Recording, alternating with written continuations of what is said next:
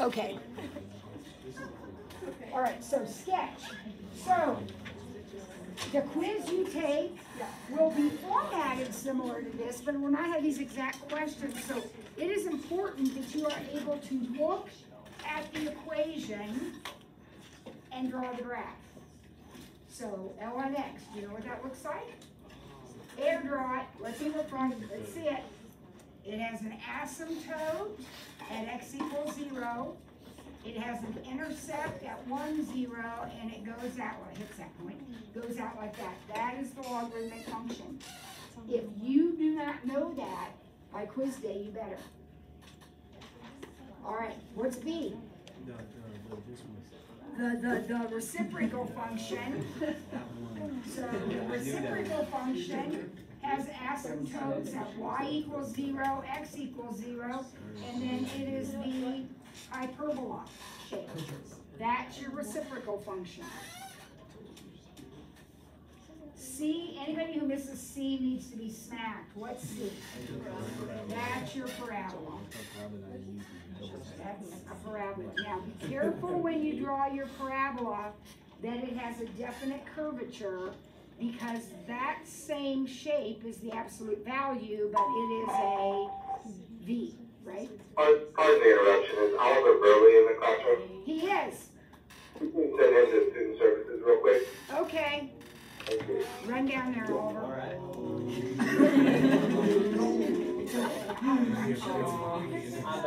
Do we have to draw the asymptote? We have asymptote challenge. All right, number 2. Write the equation of. Be careful, what's 2? That's cosine. So your equation is cosx. That's your equation.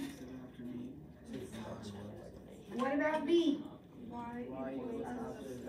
Y equals absolute value x. Now remember, when it says write the equation, that's what you're doing.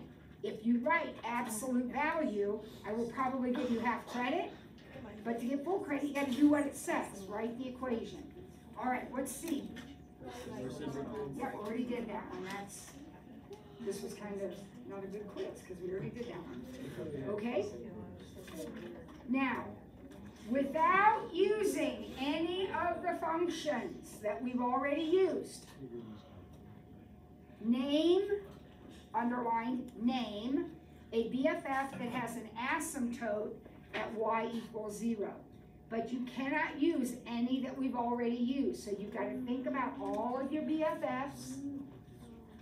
Y equals 0 is the x-axis.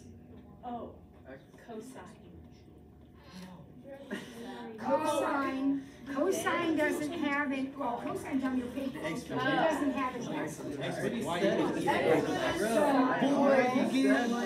Stop it, boys. It said name. So when you said exponential, yes. The exponential function has an asymptote on the y or on the x-axis. It is the one, remember, there's its asymptote, 0, 1, looks like that, right? There is another one. Tess? The logistic. Yeah. Please don't ever use LOG because it could mean logarithm or it could mean logistic. So the name would be logistic. That would be another one that has an asymptote and an asymptote like that, right? Name a BFF that is bounded below and has no zeros. So for this one, you gave me one name. So you may have said exponential, you may have said logistic, but it's name a BFF. So 1, okay? It turns out that the answer to B is the same 2 functions. Would you agree? Are they bounded below and have no zeros? What are zeros again? X-intercepts. So they're bounded below and have no x-intercepts. So if you said exponential for A, you're going to say logistic for B or vice versa, because you're not allowed to use anything twice. So if you... These two are the answers to A and B in whatever order you have them down. Got it? Is that, for exponential, the asymptote is at 0, y Yep. equals 0, but the y-intercept is at 1? Yep. Name a BFF that is increasing on its entire domain. So one would be identity. Does the identity increase on its entire domain? And I don't think I've used it yet, right? Yeah. Okay, are there any other possible answers? George? The cubic. Cubic? Haven't used that one yet either. Remember, you only put one answer, but it can't be one you've already used. So linear or cubing would be good. Are there any others you can think of? Increasing on its entire domain? Square root? Square root. Think about that one. Square root, haven't used that yet, right? Exponential, except I already used it. What's the one called? But yes, it's increasing on its entire domain, but since I used it here, I can't use it What's that again. one called with the, what's his name? Did they beat you up? I was marked unverified, but I was there, so I just told them that. So. Now, the greatest integer function is not increasing on its entire domain because is that step increasing? No. So the greatest integer function would not qualify as increasing on its entire domain. All right, got it? Now, here's the deal, kids. This quiz is harder than you think because this second part, you have to know all of it in order to answer those questions. So make sure that you have spent some time with your BFFs. For the CPers, the kids in CP, I make them make flashcards. I make them. We have a grade that's flashcards because that's how we memorize. Now, if you want to do a Quizlet, or I don't know what works for you, but somehow know them, or you're not going to do well on that. Okay, turn it over. Now, because when I gave this quiz, I had different classes and, our situation with the tables and all. So I left that function part blank and I just filled it in each class period. So I'm just gonna make up I'm just gonna think of a function here. And why don't we do our friend, no, let's do the cubing function. So there's the function. I just did the bonus, named the function. I just named it. It's the cubing function, right? So now for that function, you're going to list all this stuff. Got it? Now, you probably aren't going to get the cubing function on your quiz. You're going to get another function on your quiz. Some of you might get absolute value. Some of you might get linear. Some of you might get logarithm. You get a different function, but you're going to answer the exact same questions. So here we go. What's the domain of the cubing function? Negative infinity to infinity. Negative infinity to infinity. Right? We've grown up. We use interval notation. What's the range? Negative infinity to infinity. Now, you agree with me, I hope, that not all the functions have the same domain and range. Think of the absolute value function. Its domain is this, but its range is just from 0 up, right? So pay attention to your picture. All right, intervals on which it's continuous. Whole domain. None. Isn't it continuous the whole way? All the reals. The whole way? Oh. So could you say the whole domain? Huh? Could you say it on the whole domain? It says name the interval. Oh, okay. So the interval is right there. Intervals on which it is decreasing. None. There aren't any. Now, go back to the absolute value. Does it have an interval on which it's decreasing? Yes. Yes. Negative infinity to 0, right? So be careful, just look at your picture. How about increasing? Yes. So negative infinity to infinity, right? Just kind of a boring picture, but you get the idea.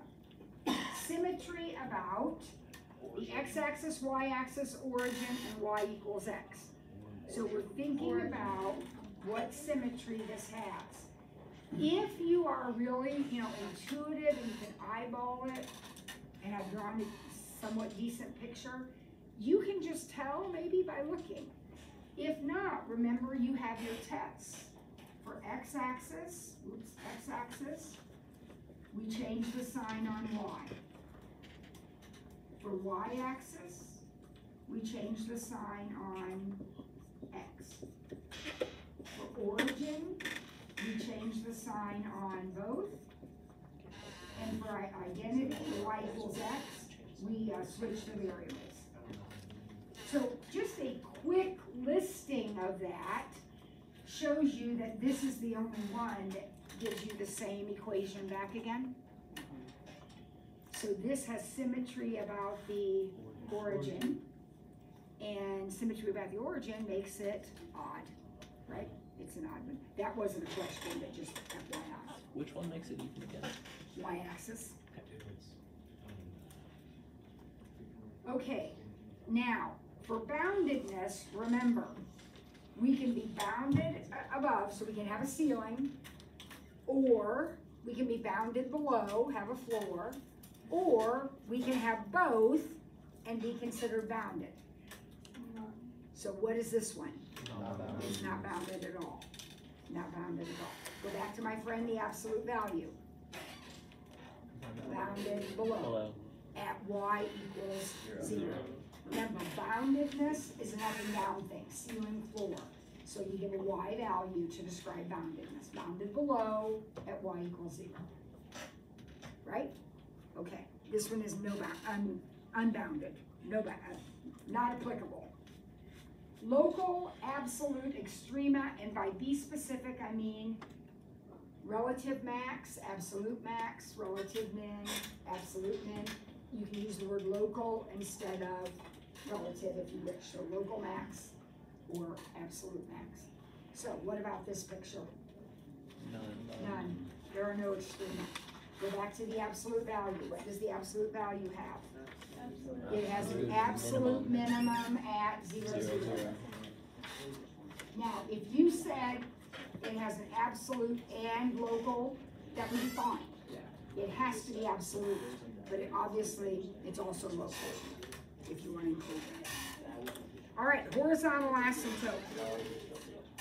Vertical asymptote, none. Now, I want you to think about asymptotes are part of the graph. So don't be making things up, okay? When you draw a logarithmic function, you have a vertical asymptote at x equals 0. It's part of the picture, right? When you draw your reciprocal function, you have a vertical asymptote at x equals 0 and a horizontal asymptote at y equals 0. Those are part of the picture. So none of your BFFs have asymptotes except the ones that have them as part of the picture. Don't be adding things in. They're either there or they're not. This one, no asymptotes. End behavior. Now on this quiz, I took pity on their souls and I wrote it out for them, what the end behavior, the way we write end behavior. You need to know this is the way end behavior is written all the time. Because I may not put it, I may just have answer blanks and it's not written down. All right, so let's look at this one. As we go, this means going to the right. So as you keep drawing to the right, what's happening to your pencil? Positive infinity. As you go to the left, what's happening to your pencil? Negative. All right, now, I don't know whether you think you need to study or not, that's on you, I don't care, but you know this is going to be the format, so pick a different picture. I did this one.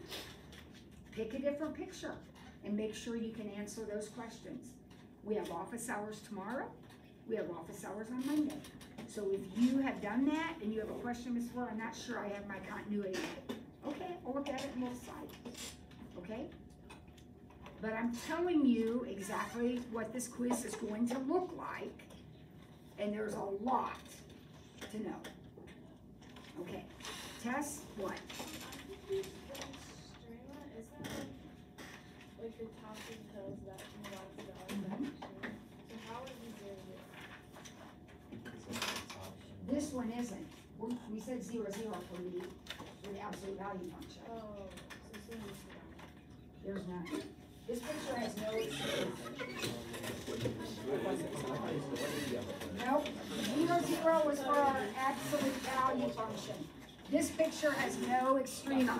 Now, at a later part in our career, we'll talk about the importance of this point right here. This point's important. It's where the curvature goes from being concave down to being concave up. It's called a point of inflection. It's an important point, but right now we have no extreme. We're not talking about that. Depends what it's symmetric about. Odd means it has symmetry about the origin. So if you have determined that there's symmetry about the origin, it's odd. If you determined it has symmetry about the y-axis, it's even. So you have to determine its symmetry before you can make that conclusion. All right, let's get our notes out. I want to, okay, this is the last period, right? Yeah. So I got to keep an eye on the time. We're going to take some notes, then I want to get your quests back to you. But let's take some notes. So get your notes out. You know what you need to know.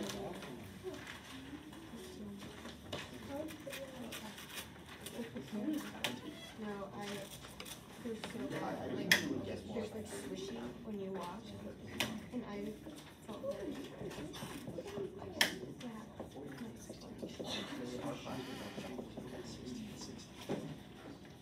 All right, so yeah, we've got to consider, we got 2 functions, and we're going to find the domain of f and the domain of g. And then we're going to start doing stuff. Add on.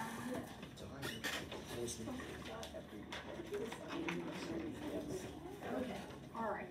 So let's look at function f, which by the way is which function? Oh my gosh, I knew that was for, I knew that. I didn't What are see the keywords two. right here? No big deal. Oh my god. What is function f? Why do you keep saying Oh, I mean Oh the my X gosh, square it's root. squaring. I'm sorry, square Yes. root. All right, it is the squaring function, Jesus. right? I got this. So what is the domain? What is the domain of the squaring function?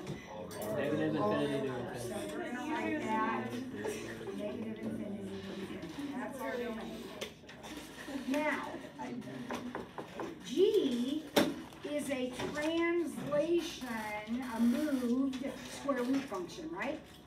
So if you were going to graph that, which you don't have to, but if you were going to, it would be your square root function moved 1 unit to the left. So it would have this shape, right? Now if you can visualize that, then you clearly can see what the domain is. What are the x values that are used here? -1 to infinity. And we're going to Include bracket negative. -1 because that point is part of the graph to infinity. Okay? Now, we're going to do some arithmetic. You can see from the problems, we're going to add, subtract, multiply, and divide them.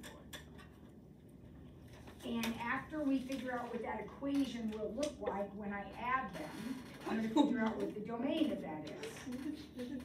So, anybody have a wild guess what the equation would look like for f plus g? Exactly. Don't make it hard. It's x squared plus the square root of x plus 1.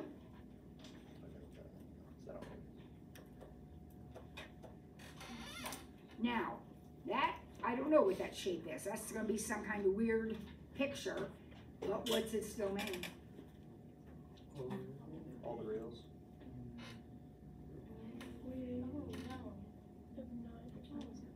Negative infinity. Exactly. The domain is -1 to infinity. Now here's the scoop, guys. When those of you that said all reals, I want you to think about, that means that I could put in -7. Can I put -7 into this equation and come out real? We gotta be real. Your answer, your output has to be real. So if you're putting in things that give you eyes, you're putting in the wrong things. Does everybody understand? You can't put anything in less than -1. Okay. In fact, I added it to this, doesn't change that. All right, so what do you think the subtraction is gonna look like? Okay, this is easy. What's its domain? Same thing. That hasn't changed. As long as that radical's in there, you're gonna have to worry about your domain. Next, we are multiplying, and we do have to be careful. That is a closed dot. You might remember from last year, the open dot has a different meaning. We're gonna talk about that next. But if you are using the closed dot to indicate multiplication, then you need to make sure it's a closed dot. So what would that look like? X squared. X squared. Square root x plus 1? Yeah. Same domain. I heard somebody say it, like, oh my gosh, Miss Ward, this is boring. Enjoy it. How do you know Know what? that the domain is -1, not -infinity? Okay, I want you to stop and think. I already answered that yeah. question. Yeah. What happens if I put -7 in here? Imaginary. Exactly. And we can't be imaginary, right? Okay, I know we're all preoccupied because of what's going on in the world, but yep, let's think about that. Okay, one more, division. Be careful, this is F over G because it makes a difference. F over G.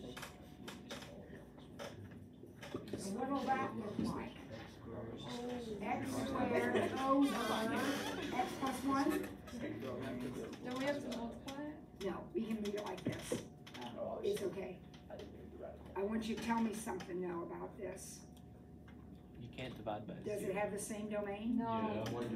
What's, You can't divide by 0. Your domain has to. okay, so how's that gonna change the Your domain? domain has -1. You can't include the -1 because as many of you have pointed out, if you include the -1, you're gonna have a 0 down there and you can't have a 0 down there. So your domain is the same basically, except you have to leave out -1. Now, somebody wanted to rationalize, and that's perfectly okay. We can do that. This is what it would look like if I multiplied top and bottom by x plus 1. Right? Yes. So would that have the same domain as this? Well, what does this down here tell me? X can't be -1. And this says x has to be -1 or bigger? Yeah. Well, but if it has to be -1 or bigger, but it can't be -1, isn't it just this? Yeah. So if you want to go ahead and rationalize it, you can, but you don't need to. So we have to put the domain as bracket 0 to infinity? No, because there are zillions of numbers in between -1 and 0. Right? Like -1/2. We could do that for something like the greatest integer, maybe on its range, maybe not even on its domain, no. Forget I said that. All right, we okay with that? Oh, by the way, I want to do the same problem, but I want to tip it upside down. How would that change things if we did G over F? That would be x plus 1 over x squared, right? Yeah. It'd be 0 to infinity.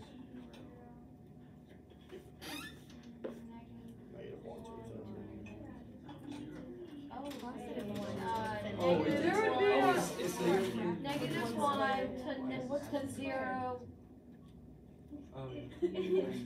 She knows what she's talking about. She's having to wave her arms around here. Let's look at it on a number line. Clearly, whatever x I pick has to be bigger than or equal to -1. Would you agree with that? But it can't be 0, because if it were 0, I'd have a 0 in the bottom. So she says my domain is everything from -1 to 0, or from 0 on.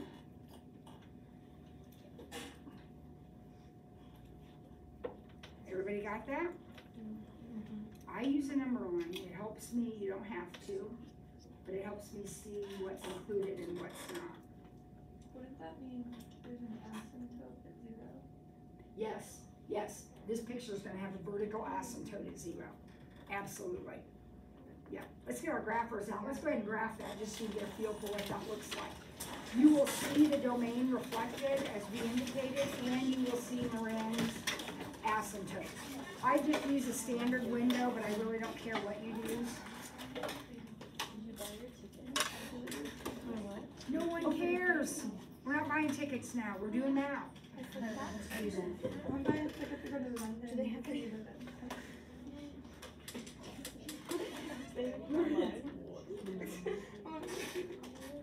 They don't still online? Oh, yeah.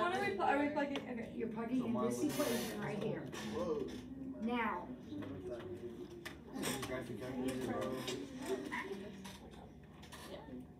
did what we said, Is there a delete button on the calculator that would clear everything?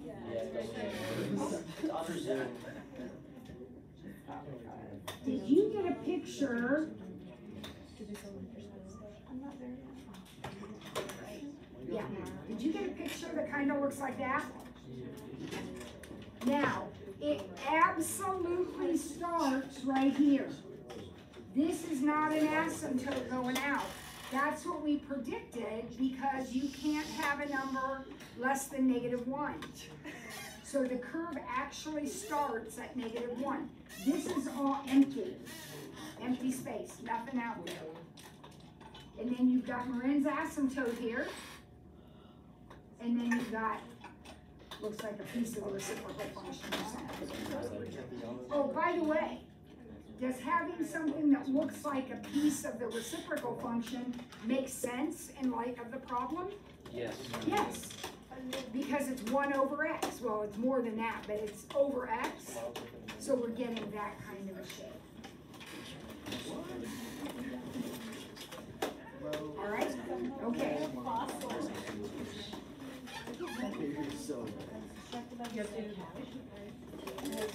Last problem in this section. Find G times G. Good luck, go G. Find G times G.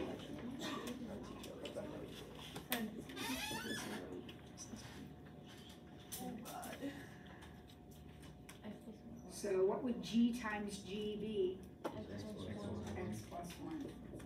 Used to be way What's that domain? Everything, yep. Because when you multiplied them together, you got rid of the problem. Miss Ford, Now, we're gonna have to be careful when we get to our composition note. is there a reason why you put it in brackets instead of parentheses? No. It can be either. Yep. Nope, that's just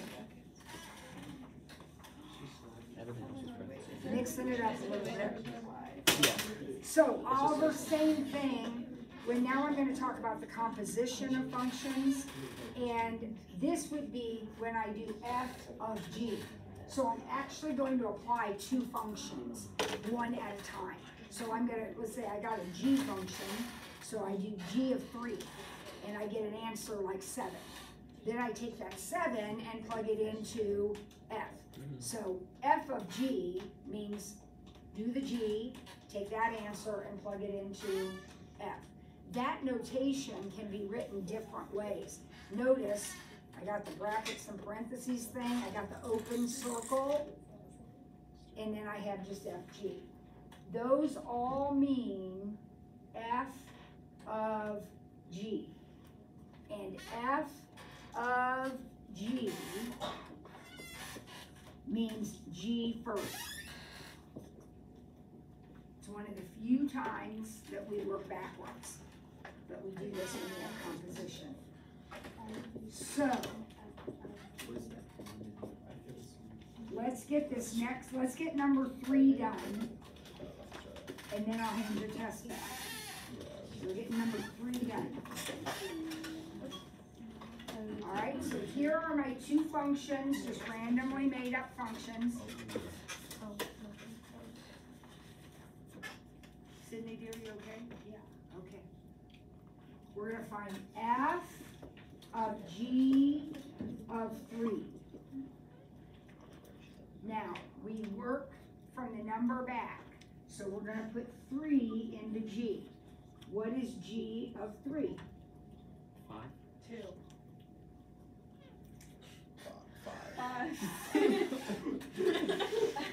G of 3 means put 3 here. Oh, then 5. I was looking at the top ones. That would be 9 minus 4. That would be 5.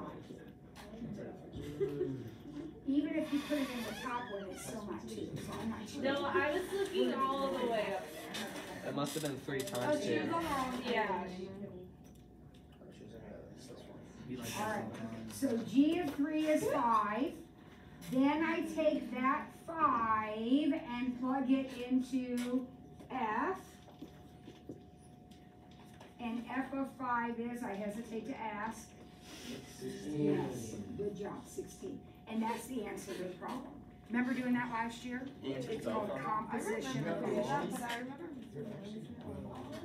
This, sometimes if we look at this as a mapping, it makes more sense to us. We started with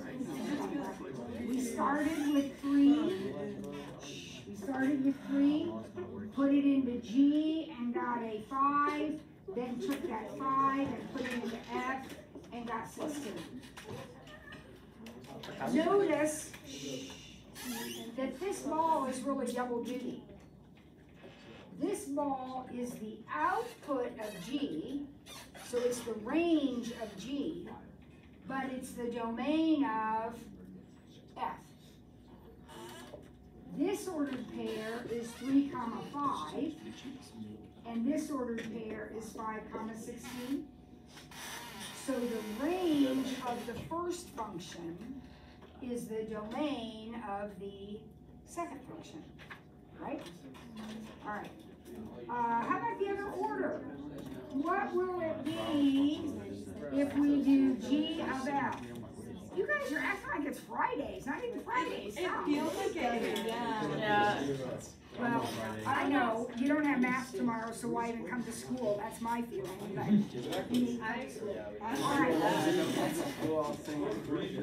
F of 3 is, it's all on video, so I'll probably be fired. If I'm not here tomorrow, you're not. F of 3 is 10, and G of 10 is 96. And that's the answer to the question. Which one you plug into? Final answer you get is the answer to the question. Which one do you plug into first? If it's G of F? G of F, you gotta start with F. You work it backwards. You work it backwards. So this says F of 3. If you say it, guys, it makes sense. G of F of 3.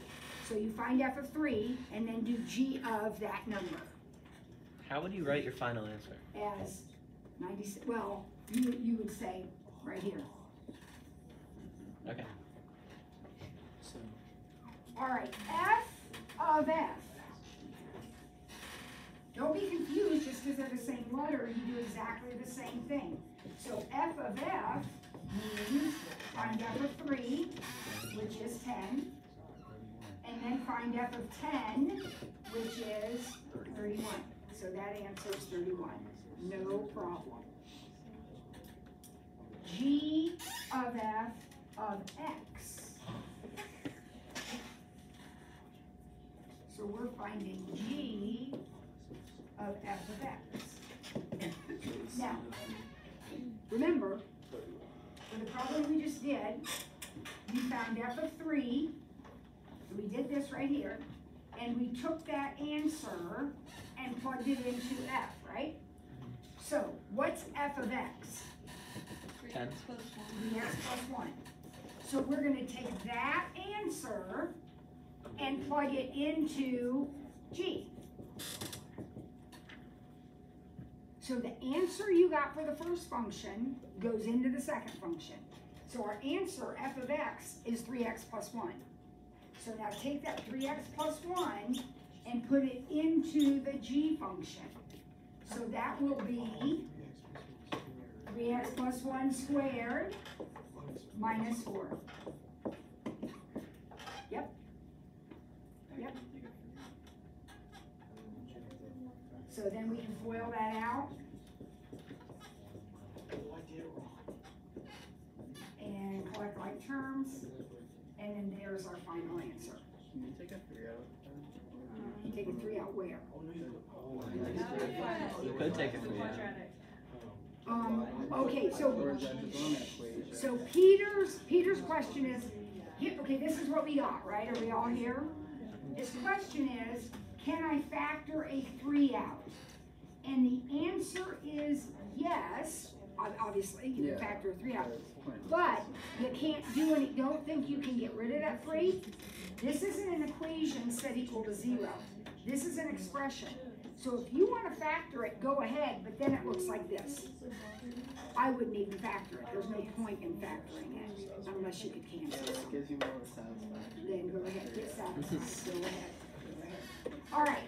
What were the domains of the 2 originals? I didn't write them down. What's the domain of F of X? All real numbers. All real numbers, negative infinity to infinity. What's the domain of G? All real numbers. What's the domain of their composition? This is called their composition. This is what you get when you plug F into G. What's its domain? All real numbers. Now, sometimes it's a little more complicated than that. We're going to wait and hold off on that conversation for next time. I'm going to mark my notes here. That was good. That was And now, I'm going to turn them back. You're going to find